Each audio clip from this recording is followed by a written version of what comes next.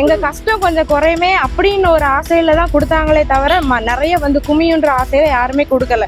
ஒவ்வொருத்தரும் செத்து தான் பழச்சிட்டு இருக்கோம் வீட்டுல. தெரியாதா அவங்க ஆம்பளைங்க உங்களை பத்தி தெரியாதா? பொம்பளைங்க நாங்க என்ன பாடுபடுவோம்னு எல்லாத்தையும் நகையும் கொண்டுட்டு போயிட்டாங்க, பணத்தையும் கொண்டுட்டு போயிட்டாங்க. 3 வருஷம் முடிஞ்சது, இதோட 3 வருஷம் முடிஞ்சது. நகையும் வரல, பணமும் வரல. கேஸ் கொடுத்துருந்தோம். என் பேர் முத்துசெல்வி. நாங்க எல்லாரும் முத்தியாபுரத்துல இருந்து வந்திருக்கோம். முத்தியாபுரம், மத்திமரப்பட்டி அந்த ஏரியாவை சுத்தி உள்ள மக்கள் தான் எல்லாரும்.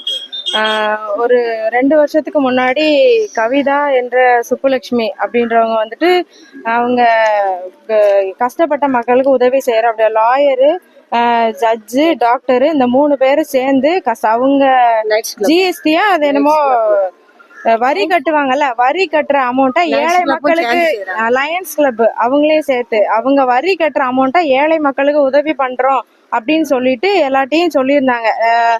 அதனால என்ன பண்ணியிருந்தாங்கன்னா, நகை கடன் தர்றோம், இலவசமா அவங்க குழந்தைங்களெல்லாம் படிக்க வைக்கிறோம், லோன் தர்றோம், மினி லோனு எடுத்து தர்றோம், நீங்க மெதுவா கட்டிக்கலாம், வட்டியை நாங்க கட்டுவோம், அசல் மட்டும் நீங்க கட்டினா போதும் அப்படின்னு சொல்லிட்டு நிறைய சொன்னாங்க. இங்க இருக்கிற எல்லாருமே கஷ்டப்பட்ட மக்கள் தான். அவங்க எல்லாரும் எங்க கஷ்டம் கொஞ்சம் குறையுமே அப்படின்னு ஒரு ஆசையில தான் கொடுத்தாங்களே தவிர நிறைய வந்து குமியுன்ற ஆசையில யாருமே கொடுக்கல.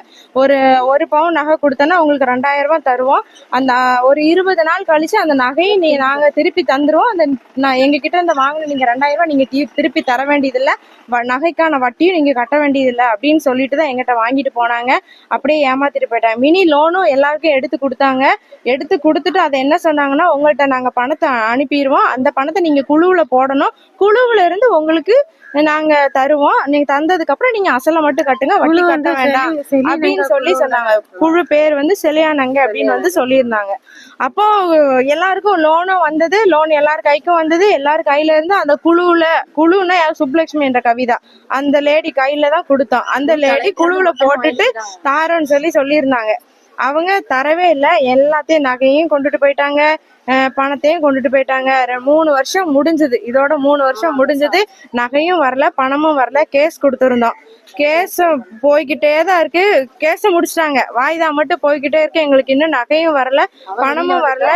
அவங்க அந்த லேடி வெளியில வந்துட்டு நகை எந்த பேங்க்ல வைக்கணும்னா முத்தூட் பேங்க்ல வச்சிருக்கேன். எல்லாருமே ஸ்டேட் பேங்க்ல தான் நாங்க நகையை கொண்டு வைக்கோம். வச்சு உங்களுக்கு 25,000 வரைக்கும் எனக்குலாம் 3 பேங்க்ல எடுத்து வந்து முத்தூட்ல 85,000 வரைக்கும் எனக்கெல்லாம் எடுத்து கொடுத்துருந்தாங்க. அதை ஒரு பைசா கூட நான் செலவு பண்ணல. அப்படியே எடுத்து அப்படியே கையில கொடுத்தாச்சு. நகையை என்கிட்ட இருந்து 13 பவுன் வாங்கிட்டு போயிருக்காங்க. இன்னும் நிறைய பேர் 30 பவுன், 60 பவுன், 40 பவுன் கொடுத்த மக்கள்லாம் இருக்காங்க.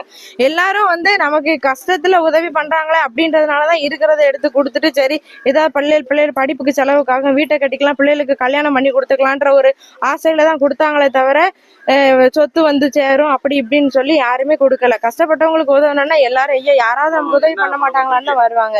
இப்ப எங்களுக்கு எங்க நகையும் பணமும் திருப்பி வேணும். எப்போ தருவாங்க தெரியல. 3 வருஷம் கழிஞ்சு போச்சு. எப்போ எங்களுக்கு கிடைக்கும் தெரியல. எல்லாருமே கஷ்டப்பட்ட மக்கள் தான். எப்படி கொடுத்து திருப்ப என்னன்னு தெரியல. கேஸ மட்டும் முடிச்சிருக்காங்க. அந்த லேடியை கண்டுபிடிச்சு எங்களுக்கு எப்படியாவது எல்லாத்தையும் திருப்பி பணமும் வேணும், நகையும் வேணும். நானும் போன் பண்ணிருக்கேன். போன் பண்ணா நீங்க கேஸ் போட்டீங்கல்ல, கேஸ் போட்டுறத மட்டும் தான் சொல்றாங்க. அவங்க ஏமாத்தினதை சொல்ல மாட்டேங்காங்க. நாங்க வீட்டுல என்ன படாத பாடுபடுதோம்.